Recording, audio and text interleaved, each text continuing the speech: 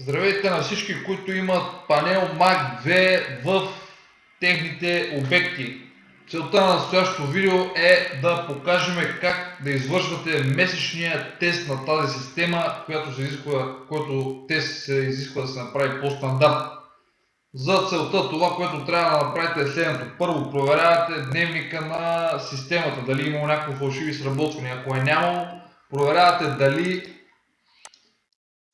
увеличаваме панела, дали ето тук Power Supply свети зеленото индикаторче само и единствено то. Не трябва да свети абсолютно нито един от другите индикатори. Ако това, тогава следващото нещо, което правим е този ключ, който в момента го няма, но ние го вкарваме, завъртаме го по часовниката стрелка и натискаме Reset.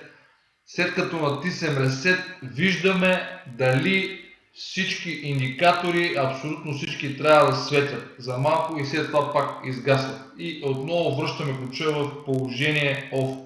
С това ние сме извършили месечна проверка, за която издаваме и протокол съгласно дневника на пожарогасителната система. Това беше, приятели. Ако имате някаква нужда от помощ друга, ние сме на линия. Като по-долу ще покажем нашите контакти, ако трябва да помагаме.